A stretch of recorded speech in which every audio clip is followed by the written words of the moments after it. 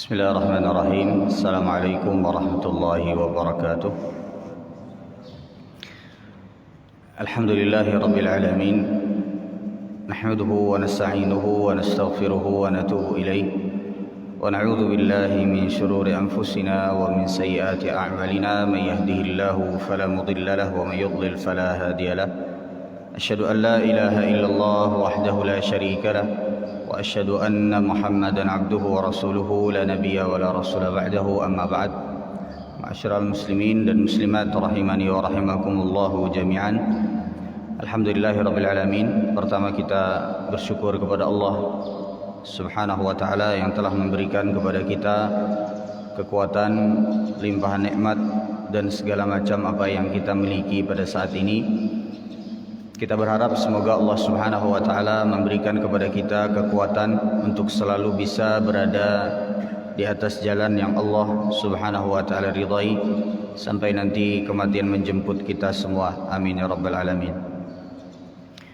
Bapak Ibu sekalian yang dirahmati oleh Allah Subhanahu wa taala, sebagaimana biasanya kita akan melanjutkan kajian yang berkaitan tentang keutamaan-keutamaan zikir, kemudian juga fungsi dan faidah-faidah dari zikir dari Al-Quran dan juga sunnah-sunnah Rasulullah SAW yang dianjurkan untuk kita baca, baik itu pada waktu-waktu tertentu ataupun juga pada waktu yang tidak ditentukan di dalam syariat kita. Pada beberapa pertemuan yang telah lalu, kita telah membahas beberapa zikir tersebut. Di antaranya yang kita mulai adalah zikir yang disebutkan oleh Rasulullah SAW sebagai zikir yang kita bisa meminta perlindungan dengan zikir tersebut. Di antaranya adalah Qul huwallahu ahad, kemudian juga Qul a'udzu birabbil falaq, tentu saja sampai usai.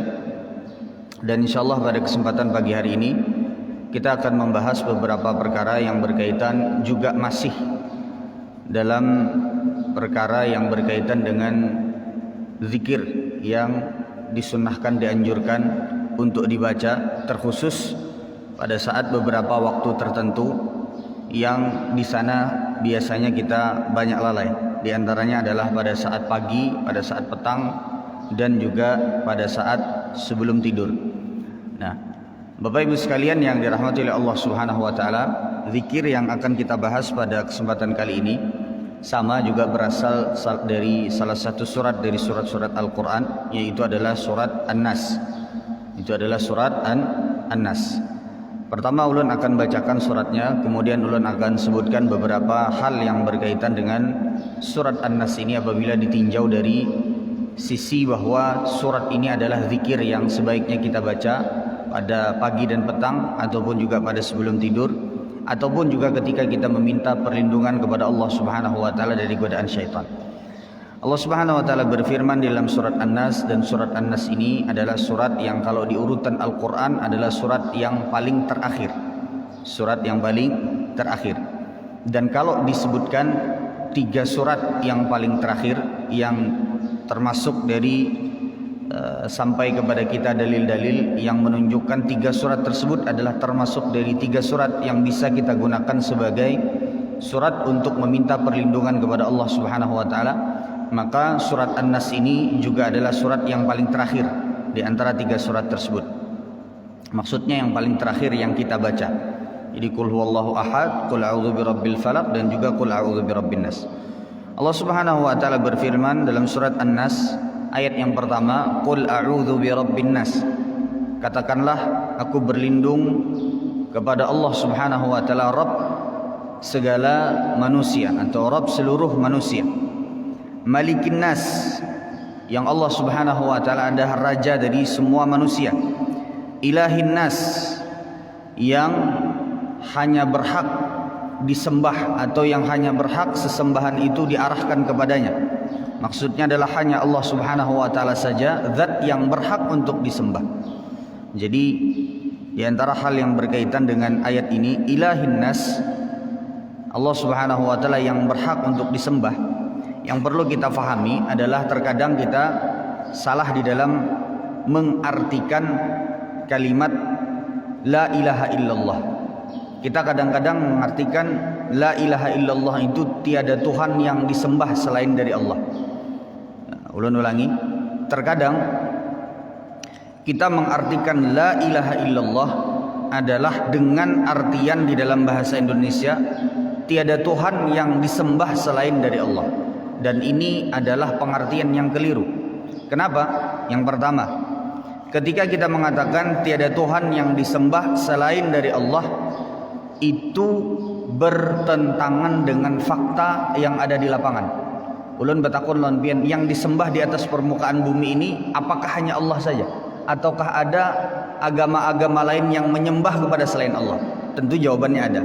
Ketika kita mengatakan tiada Tuhan yang disembah selain daripada Allah, seolah-olah kita mengatakan seluruh yang disembah itu adalah Allah, dan ini keliru.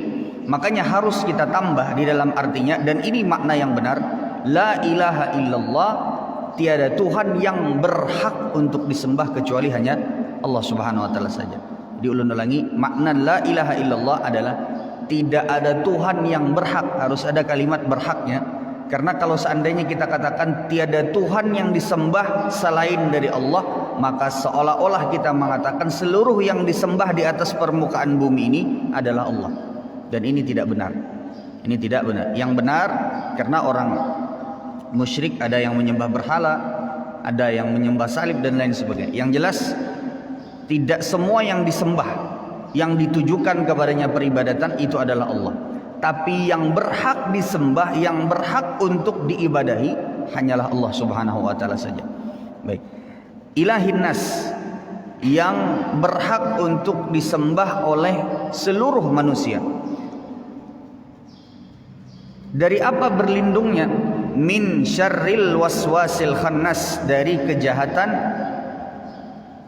bisikan syaitan yang bersembunyi. Ulun ulangi, min syarril waswasil khannas, berlindung kepada Rabb sekalian manusia yang berhak untuk disembah dari segala macam kejahatan bisikan syaitan yang tersembunyi atau yang tidak terlihat atau yang jauh dari kita. Ya, nanti ulun akan jelaskan kenapa disebutkan tersembunyi dan kenapa disebutkan jauh. Ya. Alladzi yuwaswisu fi sudurin nas, yang bisikan tersebut biasanya akan berada atau akan berputar di sekeliling dada-dada para manusia. Jadi bisikan syaitan itu atau syaitan itu akan berputar di sekeliling dada manusia. Baik. Ya, karena inti dari manusia itu kekuatan seorang mukmin, kekuatan seorang muslim, kekuatan seorang manusia, kelemahan seorang manusia itu ada di dalam hatinya. Bukan terletak pada fisiknya, tapi pada hatinya. Apabila hati seseorang itu lemah, maka fisiknya juga akan ikut lemah.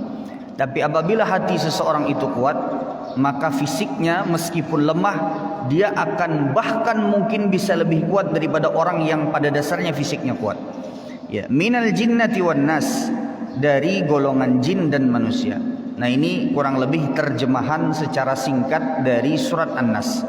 Baik, ulun akan sebutkan beberapa perkara yang berkaitan dengan surat An-Nas ini, yang jika kita lihat dari sudut pandang zikir yang biasa atau yang akan kita baca untuk meminta perlindungan kepada Allah dari godaan syaitan. Yang pertama atau poin yang pertama, surat An-Nas ini adalah salah satu dari dua surat muawwidhataini. Bila disebutkan di dalam hadis ada kalimat muawwidhatani atau muawwidhataini, maka maksudnya adalah dua surat. Yang pertama qul a'udzu birabbin nas sampai selesai, yang kedua adalah qul a'udzu birabbil falaq, atau yang pertama qul a'udzu birabbil falaq sampai selesai, yang kedua adalah qul a'udzu birabbin nas. Ini poin yang pertama. Yang kedua, kenapa disebutkan muawwidhatani? Kenapa disebutkan sebagai sesuatu yang bisa melindungi manusia?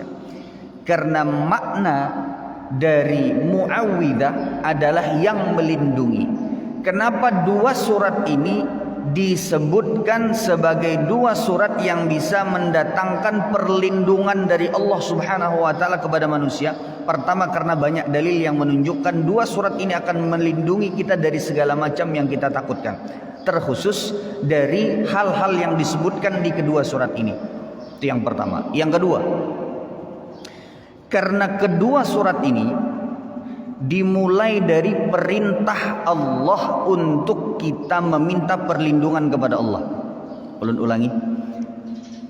Kenapa disebutkan surat ini adalah muawwidah atau surat yang bisa mendatangkan perlindungan kepada seorang hamba dari segala macam yang dia tidak inginkan, terkhusus yang disebutkan di dalam ayat ini? Karena di awal kedua surat ini Allah memerintahkan kepada kita semua untuk meminta perlindungan kepada Allah Subhanahu wa taala.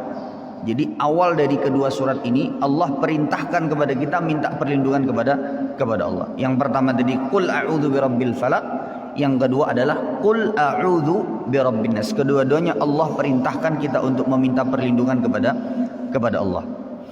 Kemudian poin yang berikutnya, ya. Meminta perlindungan kepada Allah itu adalah ibadah.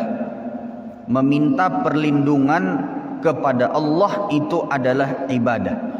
Jadi setiap kali seorang hamba meminta perlindungan kepada Allah dan menggantungkan perlindungannya kepada Allah, maka dia akan mendapatkan pahala. Dari mana kita tahu? Karena di awal ayat ini Allah Subhanahu wa taala memerintahkan kepada kita, dan seluruh perintah dari Allah Subhanahu wa taala itu adalah ibadah. Seluruh perintah dari Allah Subhanahu wa taala itu adalah ibadah. Qul a'udzu birabbin nas. Katakanlah, aku berlindung kepada Allah, zat yang menguasai manusia, Rabbnya segala manusia. Baik, jadi meminta perlindungan kepada Allah itu adalah ibadah dan tidak boleh dipalingkan kepada makhluknya Allah, terkhusus dalam perkara-perkara yang tidak mampu seorang makhluk itu memberikan perlindungan kepada makhluk yang lainnya. Contoh seperti misal meminta perlindungan kepada manusia dari segala macam bala dan bencana. Kada kawapai ini kada boleh. Yang namanya bala bencana itu semuanya adalah dari Allah Subhanahu wa taala, dari takdirnya Allah Subhanahu wa taala. Sehingga apabila kita ingin meminta perlindungan, maka mintalah perlindungan kepada zat yang mampu untuk menghindarkan kita dari segala macam bala bencana tersebut. Jadi tidak tepat, tidak benar apabila kita meminta perlindungan dari bala dan bencana kepada makhluk Allah yang hidup, apalagi kepada makhluk Allah yang mati. Nah, ini terlebih-lebih lagi. Baik. Yang berikutnya, di antara poin yang berkaitan dengan zikir dari surat Qul a'udzu birabbin nas ini adalah surat Qul a'udzu birabbin nas ini juga bersama surat Al-Falaq adalah surat yang paling dahsyat efeknya, adalah surat yang paling agung di dalam Al-Quran dalam hal meminta perlindungan kepada Allah Subhanahu wa ta'ala. Ulun ulangi, surat yang paling agung di dalam Al-Quran dalam masalah meminta perlindungan kepada Allah Subhanahu wa ta'ala dari segala macam, terkhusus godaan syaitan, itu adalah dua surat ini. Tidak ada surat yang lebih utama ketimbang dua surat ini. Bahkan kata para ulama lebih utama dari surat Al-Baqarah. Dari mana kita bisa tahu? Jadi Pak, meskipun pendek, tapi kata para ulama dalam masalah meminta perlindungan kepada Allah, tidak ada yang lebih utama dari kedua surat ini. Tidak ada yang lebih hebat daripada dua surat ini. Beda nanti pembahasannya kalau dalam masalah ruqyah. Ini dalam masalah meminta perlindungan kepada Allah. Tidak ada surah di dalam Al-Quran yang melebihi kekuatan atau melebihi dahsyatnya Qul a'udzu birabbil falaq dan Qul a'udzu birabbin nas di dalam meminta perlindungan kepada Allah. Dari mana kita tahu? Dalam sebuah hadis yang diriwayatkan oleh Imam Muslim, dan hadisnya adalah hadis yang sahih. Rasulullah sallallahu alaihi wasallam bersabda dari sahabat Uqbah ibni Amir radhiyallahu taala anhu. Rasulullah sallallahu alaihi wasallam bersabda, ma tu'uwidha bimithlihima. Tidak ada surat di dalam Al-Quran atau zikir manapun juga yang dalam masalah perlindungan atau dalam masalah meminta perlindungan kepada Allah yang lebih baik ketimbang dua surat tersebut. Ulun ulangi, dari Uqbah bin Amir radhiyallahu taala anhu. Ini kita berbicara tentang bahwa surat Qul a'udzu birabbil falaq dan Qul a'udzu birabbin nas adalah zikir yang paling utama dalam masalah meminta perlindungan kepada Allah. Dari mana kita tahu? Dari sebuah hadis yang diriwayatkan oleh Uqbah ibn Amir radhiyallahu taala anhu. Dan hadis ini adalah hadis yang sahih diriwayatkan oleh Imam Muslim. Nabi sallallahu alaihi wasallam menyebutkan ma tu'uwidha bimithlihima. Tidak ada yang lebih baik dalam masalah meminta perlindungan kepada Allah Subhanahu wa taala, zikir manapun, ketimbang ketika seseorang mengucapkan dua surat ini dan meminta perlindungan kepada Allah dengan dua surat ini. Ini hadis sahih diriwayatkan oleh Imam Muslim. Makanya Nabi sallallahu alaihi wasallam dalam sebuah hadis yang diriwayatkan oleh Al-Imam At-Tirmidzi, dan hadis ini juga diriwayatkan oleh Uqbah ibn Amr radhiyallahu taala anhu. Beliau menyebutkan, kana an-nabiy sallallahu alaihi wasallam yasta'idzu billahi minal janni wa 'ainin nas. Dahulu, kata Uqbah ibn Amir radhiyallahu taala anhu, Nabi sallallahu alaihi wasallam itu meminta perlindungan kepada Allah Subhanahu wa taala di antaranya dari dua perkara. Yang pertama dari gangguan jin. Jadi ini paklah Nabi sallallahu alaihi wasallam, seorang yang sudah dilindungi oleh Allah. Bahkan para malaikat-malaikat Allah melindungi Nabi Muhammad sallallahu alaihi wasallam. Masih meminta perlindungan kepada Allah Subhanahu wa taala dari segala macam godaan jin. Kayak apa amun kita nang kada jelas nih Pak. Jadi seharusnya kita lebih giat meminta perlindungan kepada Allah melebihi permintaan perlindungan Rasulullah sallallahu alaihi wasallam kepada Allah Subhanahu wa taala. Kata Uqbah bin Amr, kana an-nabiy sallallahu alaihi wasallam yasta'idzu billahi minal janni wa 'ainin nas. Dulu Rasulullah sallallahu alaihi wasallam meminta perlindungan kepada Allah dari dua perkara. Yang pertama dari jin, dari gangguan jin. Yang kedua adalah dari buruknya pandangan hasad manusia. Dari buruknya pandangan hasad manusia. Jadi Rasulullah sallallahu alaihi wasallam menggunakan berbagai macam lafaz doa kepada Allah Subhanahu wa taala, meminta perlindungan kepada Allah dengan doa-doa tersebut. Falamma nazalat qul a'udzu birabbil falaq wa qul a'udzu birabbin nas akhadha bihima wa taraka ma siwahuma. Ketika Allah turunkan dua surat ini, qul a'udzu birabbil falaq, qul a'udzu birabbin nas, akhadha bihima. Rasulullah sallallahu alaihi wasallam menggunakan dua surat ini untuk meminta perlindungan kepada Allah, wa taraka ma siwahuma, dan Rasulullah meninggalkan yang selain dari dua surat ini. Nah, jadi Bapak Ibu sekalian yang dirahmati oleh Allah Subhanahu wa taala, Nabi sallallahu alaihi wasallam diriwayatkan lebih sering setelah turunnya kedua surat ini menggunakan dua surat ini untuk meminta perlindungan kepada Allah Subhanahu wa taala dari segala macam godaan jin dan juga dari segala macam pandangan hasad dan pandangan buruk manusia. Jadi ini yang menunjukkan bahwa tidak ada yang lebih utama dalam masalah meminta perlindungan kepada Allah ketimbang dua surat. Buktinya Rasulullah SAW setelah turunnya surat ini atau kedua surat ini yang paling sering digunakan oleh Rasulullah SAW. Kemudian ini poin yang berikutnya. Poin yang berikutnya yang berkaitan dengan Qul a'udzu birabbin nas, jika ditinjau atau dipandang dari sudut pandang zikir meminta perlindungan kepada Allah Subhanahu wa taala, bahwa Qul a'udzu birabbin nas ini adalah zikir yang sebaiknya kita baca terkhusus di waktu-waktu di mana kita mungkin akan kehilangan kesadaran kita. Seperti misalnya sebelum kita tidur. Dalam sebuah hadis yang sahih dari Aisyah radhiyallahu taala anha dan dari beberapa sahabat Rasulullah sallallahu alaihi wasallam yang lain, anna an-nabiy sallallahu alaihi wasallam, bahwa Nabi sallallahu alaihi wasallam idza arada ayyanam, apabila beliau hendak guring atau hendak tidur, jama'a kaffaihi wa qara'a fihima. Rasulullah sallallahu alaihi wasallam ketika hendak tidur beliau menggabungkan kedua telapak tangan beliau di hadapan beliau. Wa qara'a fihima, lalu kemudian beliau membaca kedua surat tersebut, Qul huwallahu ahad wal mu'awwidhataini plus Qul huwallahu ahad. Jadi Rasulullah sallallahu alaihi wasallam itu Pak terkhusus ini Rasulullah SAW Pak, ketika beliau hendak menyerahkan ruh beliau, maksudnya ketika beliau hendak tidur, kita tidur semua, kita semua tahu kadang-kadang sadarnya Pak yang mun guring tuh. Amunnya sadar ketika kita guring berarti kita terbangun. Kalau seandainya kita tidur maka itu di tempat di mana kita kehilangan kesadaran kita.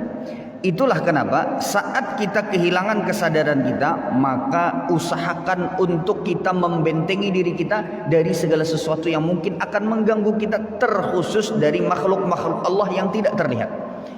Nabi SAW diriwayatkan beliau ketika sebelum tidur jama'a kaffaihi, menggabungkan kedua tangan beliau, maksudnya mendekatkan kedua tangan beliau seperti ketika kita mau berdoa. Wa qara'a fihima, lalu kemudian Rasulullah SAW dengan kedua tangan tersebut sambil membaca Qul huwallahu ahad dan Qul a'udzu birabbil falaq, Qul a'udzu birabbin nas. 3 surat ini dibaca sampai selesai. Thumma masaha bihima mastata'a min jasadihi, lalu kemudian Rasulullah SAW menyapukan ke seluruh tempat atau badan beliau yang mungkin dijangkau oleh tangan beliau. Dalam sebahagian riwayat disebutkan Rasulullah SAW meniupkannya. Jadi boleh Pak ditiupkan, boleh juga tidak ditiupkan. Maksudnya ketika selesai baca ditiupkan. Dalam sebahagian riwayat disebutkan ditiup dahulu baru dibaca, dan ini boleh semuanya. Mau pian tidak tiup, mau pian tiup sebelum membaca, mau pian tiup sesudah membaca, maka ini semuanya boleh. Ya, yang sebaiknya jangan dilakukan itu kadang membaca Pak. Itu yang sebanyak. Sebagian meniupnya kapan Ustaz? Boleh.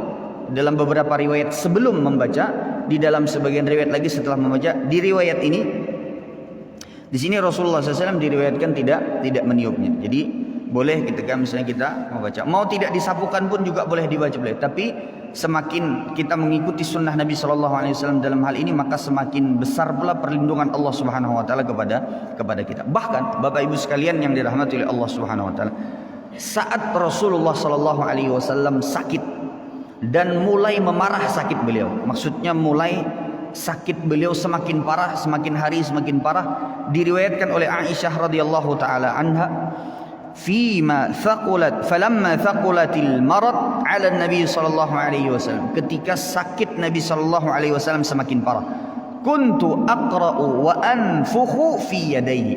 Aisyah menyebutkan beliau mengangkat kedua tangan Nabi Muhammad sallallahu alaihi wasallam, lalu kemudian Aisyah membaca 3 surat tersebut lalu meniupkan di tangan Nabi Muhammad sallallahu alaihi wasallam. Karena kata Aisyah, karena tangan Nabi Muhammad SAW lebih banyak keberkahan.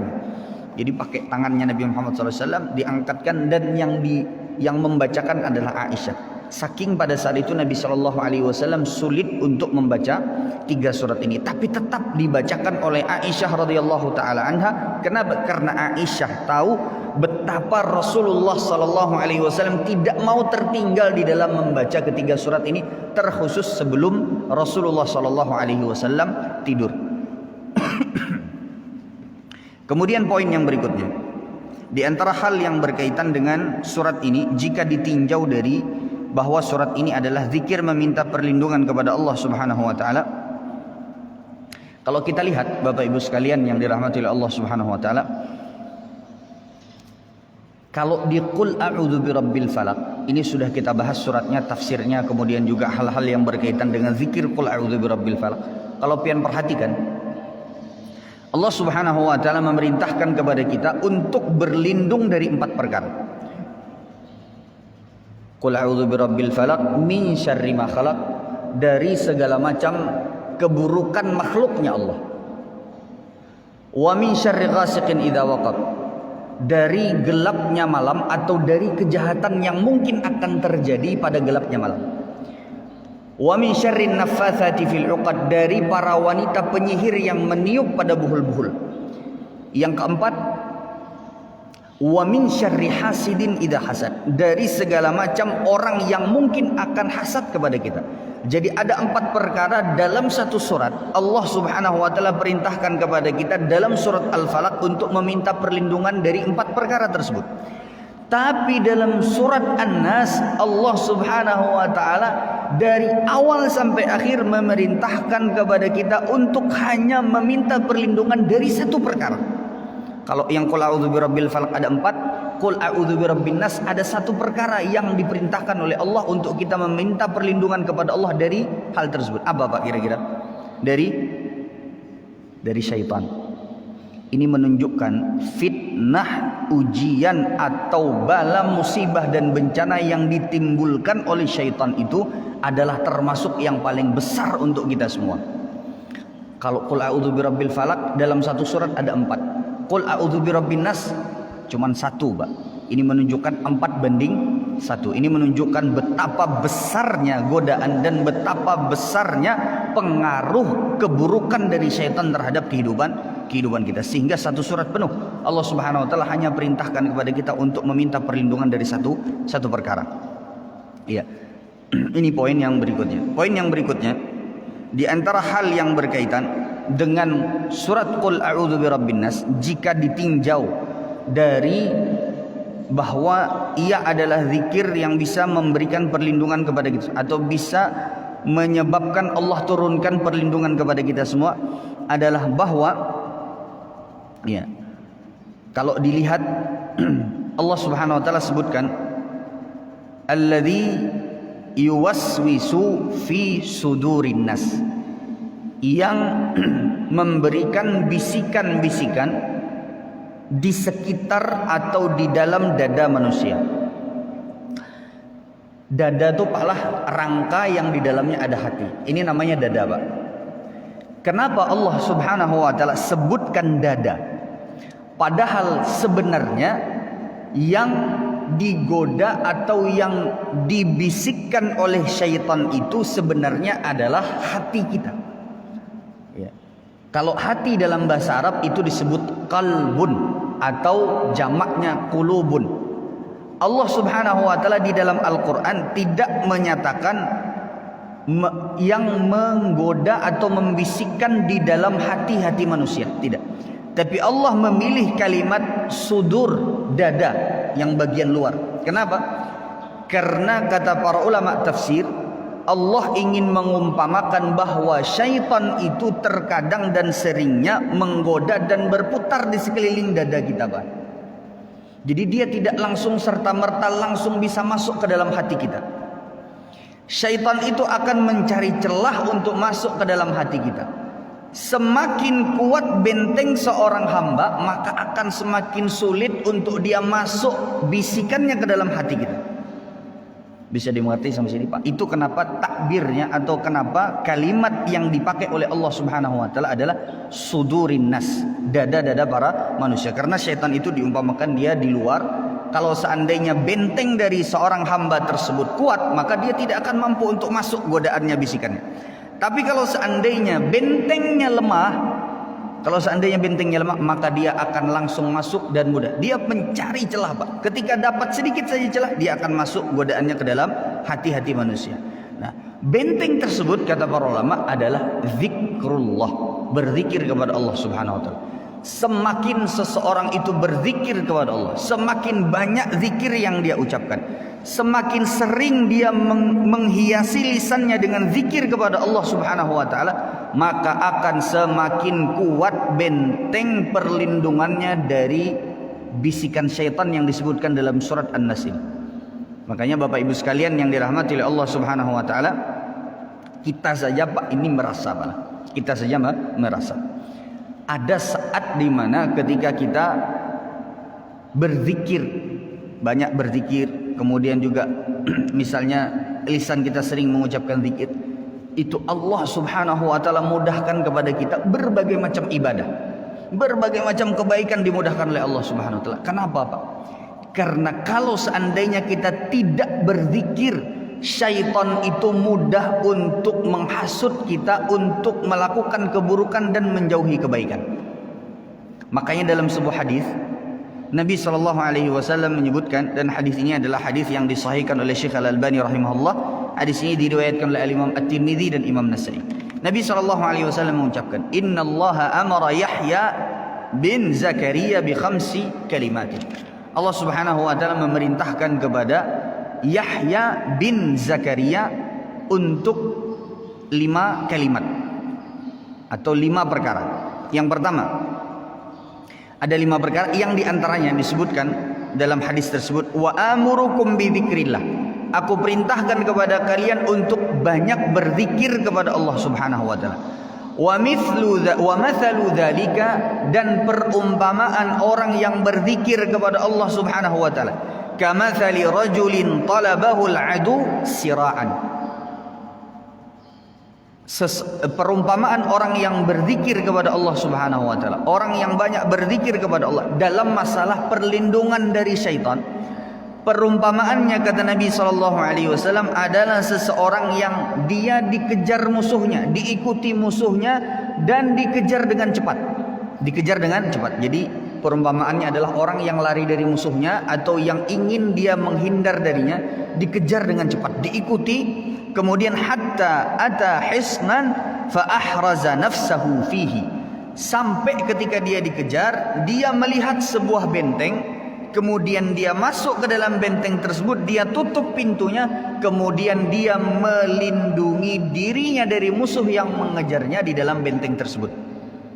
Jadi umpamanya orang yang berzikir itu, kata Nabi SAW, adalah umpama orang yang sedang dikejar musuh, kemudian dia ketemu benteng, dia masuk, kemudian dia berlindung di dalam benteng tersebut, dan musuhnya nggak bisa masuk, tapi musuhnya tetap nunggu.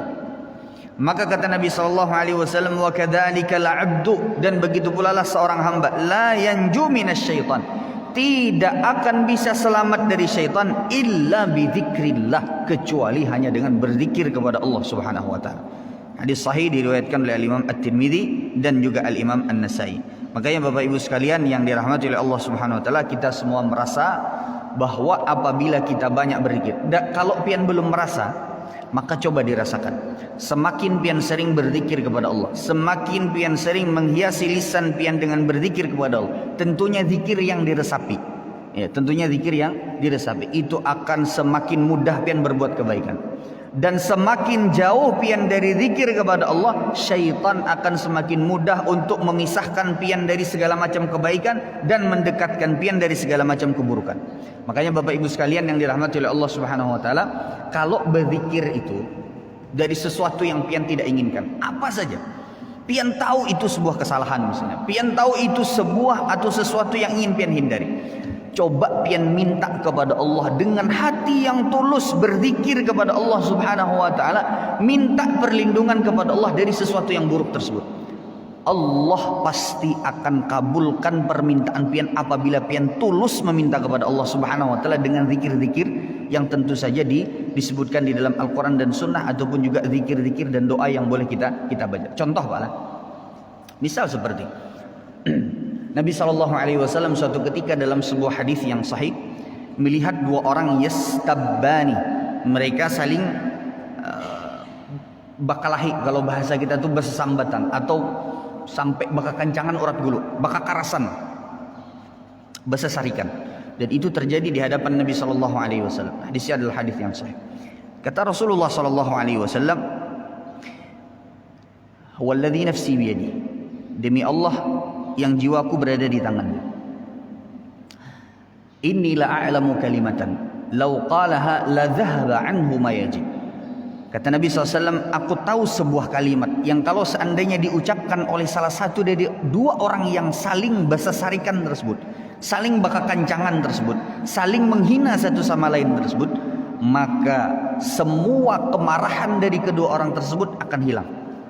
Kata Nabi SAW, a'udzu billahi minasyaitonir rajim. Kalimat ini Pak, kalau pian baca pada saat pian lagi sarik-sariknya dan tulus pian membacanya karena Allah dan betul-betul meresapi maknanya, maka kata Nabi SAW, la dhahaba anhu ma yajid, maka dia akan hilang rasa marahnya, segala macam rasa marahnya akan hilang. sebagian dari kita biasanya ada yang tahu bahwasanya marah itu kada bagus. Makanya orang Arab bilang al-ghadabu awwaluhu jununun wa akhiruhun nadam. Marah itu Pak, terkhusus yang tidak terkontrol, selalu awalnya itu seperti orang gila dan akhirnya selalu penuh dengan penyesalan. Jadi orang sarik tuh bala, pokoknya kada kau mengontrol tuh, pokoknya sarik. Habisnya akan datang penyesalan. Orang sarik, cangkir dihampas, HP dihampas, habisnya hanya menyesal. Ya Allah, HP ulun. Hilang HP, atau misalnya hancur HP, atau misalnya memecahi kaca. Habis pecah kaca pakai tangan berdarahan, kaca pun juga pecah, menyesal setelahnya. Dan itu biasanya diantara kebiasaan kita manusia. Nah, kita kembali kepada hadis tadi. Kalau seandainya seseorang membaca a'udzubillahi minasyaitonirrajim pada saat marah, maka Allah akan hilangkan rasa marahnya. Tapi bacanya harus betul-betul tulus minta perlindungan kepada Allah dari rasa marah tersebut. Ada sebagian orang di antara kita, dia tahu bahwasanya kalau seandainya dia marah, maka akan banyak keburukan yang mungkin timbul dari kemarahannya tersebut. Lalu kemudian ketika diingatkan, pian sarik lawan bini pian, sarik benar. Ujar bini pian, ini permasalahan yang mungkin tidak menuntut seseorang itu harus marah sampai berlebih-lebihan. Misal, kemudian setelah itu diingatkan oleh bini pian. Ujar bini pian, oh abahnya istighfar pian, baca a'udzubillahi minasyaitonirrajim. Lalu ujar pian, a'udzubillahi minasyaitonirrajim. Nah, ini seolah-olah seperti membaca a'udzubillahi minasyaitonirrajim, tapi hanya sekedar di lisan saja, atau hanya sekedar supaya yang memadahi ini seolah-olah puas bahwasanya kita melakukan apa yang dipadahikan. Nah, ini tidak berfungsi banyak Pak. Tapi yang berfungsi banyak itu adalah ketika kita betul-betul tulus membaca dari dalam hati kita yang paling dalam dan juga meminta perlindungan kepada Allah Subhanahu wa taala. Ini yang berikutnya. Yang berikutnya,